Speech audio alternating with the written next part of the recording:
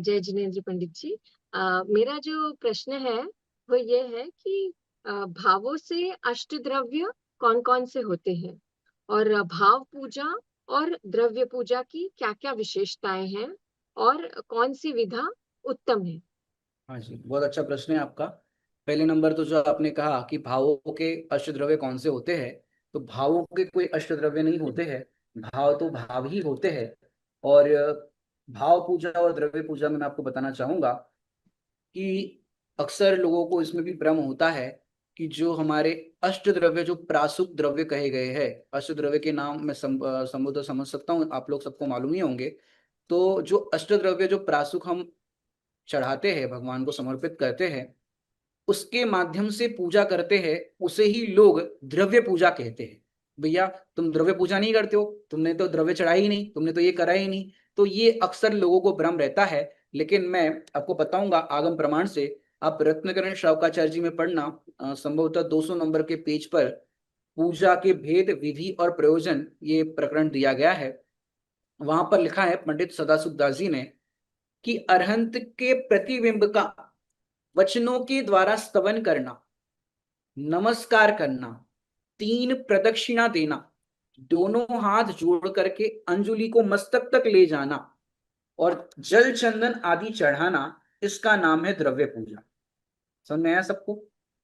यहाँ पर क्या कहने का तात्पर्य है कि आप वचनों से भी जो उच्चारण कर रहे हो, भगवान की भक्ति स्तुति जो भी आप कुछ बोल रहे हो, गुणानुवाद कर रहे हो, वो सारी द्रव्य पूजा। काय से भी जो आप कर रहे हो, इसको कहते हैं आवर्तन, इसको कहते हैं शिरोन्नति। और प्रदक्षिणा दे रहे हो, स्तुति पढ़ रहे हो, वो सब कुछ द्रव्य पूजा में आएगा। और प्लस क्या किया, अष्ट द्रव्य से भी जो कर रहे हैं वो भी द्रव्य पूजा है। इसलिए ये क्या होता है, लोगों को स्वाध्याय नहीं है, उनको लगता है ये देखो, ये भाव पूजा करते हैं, हम देखो द्रव्य पूजा करते हैं, खाली हाथ नहीं चढ़ाना चाहिए। इसके लिए मैं आप लोगों को बताऊं, आप लगभग एक मैंने अभी मेरा रिसेंटली विषय जो चल रहा था, मैं ऑनलाइन अभी जो बालबोध वंश से मैंने सीरीज चलाई थी, वन से तो वीतरा विज्ञान 3 अभी मेरा लगभग 2 उसमें बाकी है चैप्टर। हाँ, 2 चैप्टर बाकी है। तो उसमें मैंने पूजा विधि और फल, उस पे विषय पे मैंने स्वाध्याय कराया है। उसमें आपको नई नई जानकारी अभी मिल सकती है जो आपको ज्ञान में ना हो।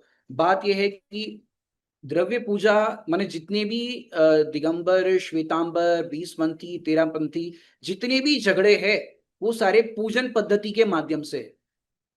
और उसके मैंने बहुत सारे रीजंस भी आपको बताए हैं, जो लगभग 60-70 साल पहले लेख छपा था, उसके आधार से मैंने बताए थे कि द्रव्य पूजा करने में कितनी कितनी प्रॉब्लम्स आती है। कोई फूल चढ़ा रहा है, कोई फल चढ़ा रहा है, कोई कुछ कर रहा है, कोई कुछ कर रहा है, तो ऐसी प्रॉब्लम्स आती है। अब जो आपने द्रव्य सामग्री समझो प्रासुक चढ़ाते हैं, अब आप खुद सूर्योदय के पश्चात पानी छाने, प्रॉपर उन द्रव्यों को शोधन आदि करके करे, तो समझ में आता है कि चलो ठीक है। चलो यहां तक भी मैं कहूँ, बाकी जो पुजारी के भरोसे या जो सामग्री बनाते हैं, अब वो रात में ही, रात में अर्थात अंधेरे में ही 5 बजे सूर्योदय के पहले ही कर रहा है, तो ये सब क्या हो गया, दोष लगेगा कि नहीं लगेगा? लगेगा, क्योंकि आपने रात में मतलब सूर्योदय के पहले ही कार्य कर दिया, एक बात। दूसरी, पूजन सामग्री चढ़ाने के बाद वो सामग्री तो निर्माल्य हो गई।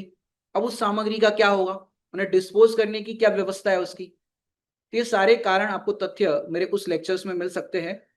तो ये बात मैं आपको बता रहा था। पहले द्रव्य पूजा और भाव पूजा को मैं बताता हूं। तो द्रव्य पूजा तो मैंने आपको बता दी ये। फिर अब भाव पूजा, कि अरहंत भगवान के गुणों में एकाग्रचित्त होकर, अन्य सभी विकल्प जाल को छोड़कर उनके गुणों में अनुरागी होना तथा अरहंत के प्रतिबिंब का ध्यान करना, वास्तव में वो भाव पूजा है। उनके गुणों में अनुराग होना, उनके चित्त माने उनके भक्ति में, उनके स्वरूप को ध्यान करने में एकाग्र चित्त होना, ये वास्तव में भाव पूजा है। अथवा अरहंत के प्रतिबिंब के पूजन के लिए शुद्ध भूमि में प्रामाणिक जल से स्नान करके, उज्जवल वस्त्र पहनकर, महाविनय सहित दोनों हाथों की अंजलि जोड़कर, भक्ति सहित उज्जवल निर्दोष जल के द्वारा अरहंत भगवान के, उनके भक्ति आदि में जुड़ना, ये सब भी पूजन के अंतर्गत के भाव में ही आता है। क्योंकि आप घर से निकल रहे हो, तब से आपके भाव क्या हो रहे हैं, या मंदिर जाना है, मंदिर जाना है, मंदिर जाना है। तो ये सब भाव में आता है। क्योंकि आप देखो, तीर्थ यात्रा आप जाते हो समझो 2-4 महीने बाद, टिकट पहले बुक कर देते हो, तब से आपके परिणाम शुरू हो जाते कि नहीं हो जाते? तो भावों की वंदना, तो यात्रा तो आपकी ट्रेन में बैठोगे तब शुरू होगी, घर से निकलोगे तब शुरू होगी, लेकिन आपके भाव तो, आपने बुक किया टिकट तब से भाव शुरू। भैया इस डेट में तो हम नहीं आ सकते, हम तो तीर्थ यात्रा में जा रहे हैं, हम तो पूजा में जा रहे हैं, भैया इस टाइम पे फोन मत करना, हम पूजा में रहेंगे, हमारा ये प्रोग्राम चल रहा है, स्वाध्याय चल रहा है। तो ये जो है ये भाव, ये द्रव्य और भाव की मैंने, क्या द्रव्य पूजा क्या होती, भाव पूजा क्या होती है, इसको थोड़ा सा बताया। अब थोड़ी सी उसकी और चर्चा करूं। द्रव्यस्य शुद्धि मधिगम्य यथानुरूपम, भावस्य शुद्धि मधिकाम मधिगंतु काम। माने आपके पूजा का गोल क्या है? अब ये विशेषता अपन इसके अंदर देख रहे हैं। द्रव्य पूजा भाव पूजा को तो अपन ने समझा, अब विशेषता क्या है, गोल क्या है आपका पूजा करने का? कि भाव की शुद्धि।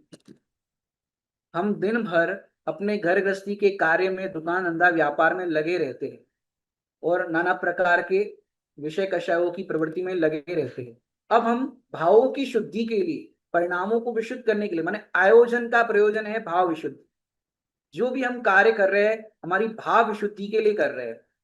मैंने देखो कैसे वो कार्य होगा, कि वो कार्य तो अब परमार्थ से कहे तो आत्मा, आत्मा के द्वारा, आत्मा के लिए, आत्मा में रहकर आत्मा को जानता है, वह निश्चय पूजा है। ये मैंने षटकारक की भाषा बोली, आप लोग पकड़ गए होंगे। फिर से एक बार, आत्मा, आत्मा के द्वारा, आत्मा के लिए, आत्मा में रहकर आत्मा को जानता है, वह निश्चय पूजा है, और जिसका फल अतीन्द्रिय सुख और संवर निजरा है। मैंने आपको देखा होगा आपने कि ये पूजा कर रहे हैं, पूजा करने का यम हो सकता है कि नियम, कोई बता सकता है? जो शतावश्यक आपने पढ़े हैं ना, शतावश्यक, तो देव पूजा सबसे पहला उसमें कर्तव्य बताया है। तो पूजा यम है कि नियम है? मैंने पूजा का यम हो सकता है कि नियम हो सकता है? कोई बताएगा? यम नियम तो समझते हो ना, यम माने लाइफ टाइम के लिए, और नियम माने एक सीमित समय या सीमित टाइम के लिए। नियम पूजा यम का ही नियम, होना चाहिए, यम नियम ही ही होना, होना चाहिए। यम नहीं होना चाहिए, लाइफ टाइम के लिए नहीं होना चाहिए। क्यों? अगर आप दीक्षा लेते हैं तो आपके लिए पूजा का कोई नियम नहीं है। समझ में आया कि नहीं आया?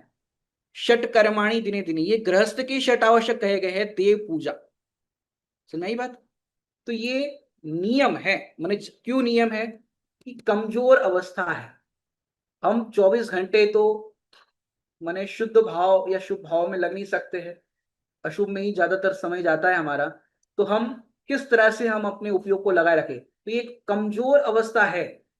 तो कमजोर अवस्था में जैसे कोई चल नहीं पाता है तो बैसाखी का सहारा लिया जाता है, पर ये बैसाखी हमेशा पकड़ के रखना ये अनिवार्य नहीं। यदि आप स्वयं चलने में समर्थ हो तो सहारा मत लो, पर एक ही जगह खड़े हो तो ना चलने से बेहतर है बैसाखी का सहारा लेना। मैंने देखो ऐसे ही पूजा में लगाना अपने भावों को जरूरी है। आपने बड़े पंडित साहब के द्वारा लिखी गई देव शास्त्र गुरु की पूजन पढ़ी होगी, करते भी होंगे, उसमें एक लाइन जो कॉमन आती है, अस्थिर परिणति में हे भगवन, बहुमान आप का आया है। कौन सी परिणति में? अस्थिर परिणति में। यदि अपने स्वरूप में स्थिर हो गए तो फिर क्या हो गया? है वही तो हमारा प्रयोजन था। तो ये स्वरूप में स्थिर होना ही प्रयोजन है, लेकिन नहीं हो पा रहे हैं, तो अस्थिर परिणति में क्या करें? तो अस्थिर परिणति में तो यही करने लायक है। और दूसरी बात, पूजा का प्रयोजन और एक मेरे को याद आ रही है, सुपार्श्वनाथ भगवान की पूजन आप पढ़ना, उसमें बड़े पंडित साहब ने लिखा, प्रयोजन बता रहा हूं, मैंने इसकी विशेषता क्या है द्रव्य पूजा भाव पूजा में। मैं एक बात बताता हूं, मुख्यता तो भावों की है।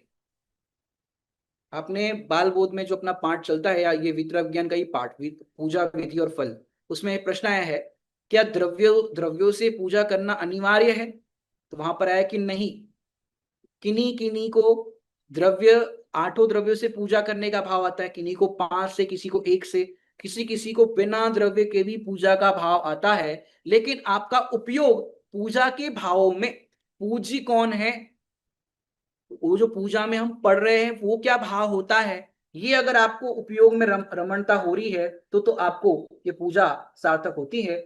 उसमें बहुत सुंदर लाइन आई है सुपार्श्वनाथ की भगवान की पूजा में, कॉमन लाइन है, पूजा सुपार्श स्वामी ऐसी करूं तुम्हारी, हो तुम समान जिनवर, भावी दशा हमारी। पूजा सुपार स्वामी ऐसी करूं तुम्हारी, हो तुम समान जिनवर। हे भगवान, आपके समान मेरी दशा हो, तो ये मेरी पूजा करने का तात्पर्य है, तब हमारी पूजा सार्थक होगी। और एक अंतिम इसमें बताओ पूजा के फल के संदर्भ में, कि हम कोई कई लोगों को तो ऐसा अंदर में अहंकार हो जाता है कि हम 25 साल से पूजा करते हैं, 50 साल से पूजा करते हैं, हम ये करते, इतना किया तो शाबाश, परंतु आप कुछ आगे बढ़े कि नहीं बढ़े? क्या कह रहे हैं? समझ में आ रहा है कि नहीं आ रहा है? 50 साल से पूजा, मैंने कोई व्यक्ति कहे हम भैया 10वीं में 5वीं में 5 बार फेल हो गए, ये अच्छी बात है कि नहीं? आप आगे बढ़े कि नहीं बढ़े? तुम हो पूज्य पुजारी, मैं बस भेद करूंगा स्वाहा, बस अभेद में तन्मय होना, और सभी कुछ स्वाहा। भगवान पूज्य, मैं पुजारी, ये भेद भी मिट जाए और मैं अपने अभेद आत्मा में रमण कर जाऊं, तो ये हमारी पूजा का फल सार्थक होगा। नहीं तो पूजा भव भव में मैं पूजा की नहीं, दान सुपात्र सुदीनो, इतना सब कुछ किया, लेकिन आत्म गुण नहीं चीन्यो, अगर ये कार्य नहीं किया तो हमारी पूजा सार्थक नहीं है। मैंने आपको द्रव्य पूजा, भाव पूजा और उत्कृष्ट विधि भी आपको बता दी, कि पूजा करते करते अपने पूज्य स्वरूप का भान हो जाए तो वो पूजा वास्तव में सार्थक है। हाँ जी। भैया एक चीज मुझे पूछनी थी, जो पूजा प्रतिज्ञा पाठ है जो आपने बोला भी था, तो उसमें एक लाइन आती है ना, पुण्यम समग्र महे महमेक मनाजू हम, तो वो कहते हैं कि मैं अपना पुण्य स्वाहा कर रहा हूँ, तो उसका थोड़ा सा भाव समझाइए। मैंने यहाँ पर ये कहना चाहते हैं कि देखो, पाप को छोड़ करके तो हम यहाँ पर आए हैं, मंदिर में आए हैं, बराबर। अब कह रहे हैं कि मैं अब उस पुण्य भाव को भी छोड़ करके अपने परिपूर्ण शुद्धात्मा के अंदर लीन हो जाओ, ये पुण्य भाव भी छूटे। क्यों? पुण्य भाव भी एक विकल्पात्मक दशा है। अगर आपको पूजा करना अच्छा लगता है तो आप 2 घंटे तक पूजा करो, और समझो कोई 2 घंटे करते हैं रेगुलरली, तो 5 घंटे करो, आकुलता हो जाएगी आपको। सिद्ध चक्र विधान जब होता है और लास्ट वाली पूजा होती है, जिसमें कितने अर्घ होते हैं? लगभग 1024 जितने अर्घ होते हैं। अब पेजेस गिनने लग जाते हैं लोग। अब पंडित जी ने भक्ति शुरू कर दी, अरे पंडित जी ने भक्ति शुरू कर दी, अब घर जाना है, भोजन बनाना है। बताओ, अगर आपको उन भावों में, मतलब उस विधान में, उस पूजा करते समय आकुलता हो रही है, तो बताओ वो पूजा का क्या फल आएगा? समझ में आ रहा है कि नहीं आ रहा है? माने यहाँ तो ये है, सहज भाव से आपका जितना टाइम मन लगता है, उपयोग लगता है, उतना करो। कोई जबरदस्ती वाला मामला नहीं है। यहाँ तो ये है कि हमारा मन लगना चाहिए, उपयोग लगना चाहिए भगवान की भक्ति में। कोई जबरदस्ती वाला मार्ग नहीं है। अपना उपयोग जितना लगा उतना अपना है। एक थाली का द्रव्य दूसरे थाली में चढ़ा दिया, ये पूजा पूजा नहीं है। जी पंडित जी, थैंक यू। मेघा जी को पूछना है, मेघा जी आप पूछिए, फिर सोनल जी पूछेंगे। हाँ, जय जिनेन्द्र भैया। हाँ जी, जय जय। मुझे ये पूछना था, मतलब जैसे आपने अभी बोला ना कि जैसे अपन दूसरे लोगों के भरोसे मतलब मंदिर में अगर छोड़ देते हैं तो वो रात को ही द्रव्य मतलब वो कर लेते हैं, या वैसा है। तो मैंने भी हमारे यहाँ के मंदिर में देखा कि वो जैसे थाली में स्वस्ति के बना के रखते हैं ना, तो वो शाम को 6 बजे ही बना देता है अगले दिन के लिए। हाँ, तो वो भी गलत है क्या?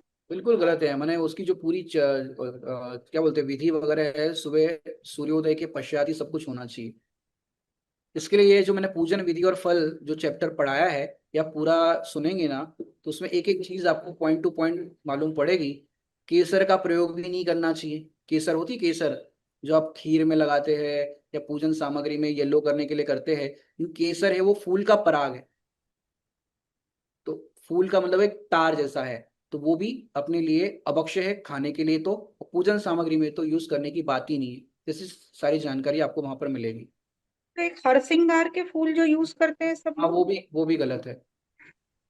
तो फिर क्या करना चाहिए वो पुष्प उसके लिए बनाने के देखो, लिए? आप लौंग का ऊपर का फूल हटा दीजिए, और जो लौंग का जो डंडी है उसको घिस करके आप लगा सकते हैं। एक उपाय ये, माने ये चावल वगैरह जो आपको कलर चेंज करने के लिए। दूसरा, आप जो चंदन की लकड़ी आती है उसको पानी के साथ ऐसे ऐसे करते हैं तो कलर चेंज हो जाता है। ये आप कर सकते हैं। ठीक है भैया, थैंक यू भैया। ओके। भैया थोड़ा स्थापना का भी बताएंगे क्या? जैसे कई लोग बोलते हैं तदाकार और तदाकार, वो मुझे एकदम क्लियर नहीं हुआ है कि मतलब ये भी है कि हमारा उपयोग कई बार इधर उधर हो जाता है, तो वो एक बार आप बता। हाँ, वो भी आपको मैं अभी पूरा पढ़ाने जाऊँ तो बहुत समय लग जाएगा, क्योंकि अपने को और भी प्रश्न जो महत्वपूर्ण है उसे देखना है। इसलिए मैंने पूजन विधि और फल जो लिया है चैप्टर, उस आपको यूट्यूब से सुनना पड़ेगा एक बात। दूसरा, आप रत्नाकरण शावकाचार्य जी में जो 200 नंबर के पेज है, वहां से आप पूरा रीड करोगे तो वहां पर भी आपको काफी चीजें मिल जाएगी। ठीक है, थैंक यू भैया।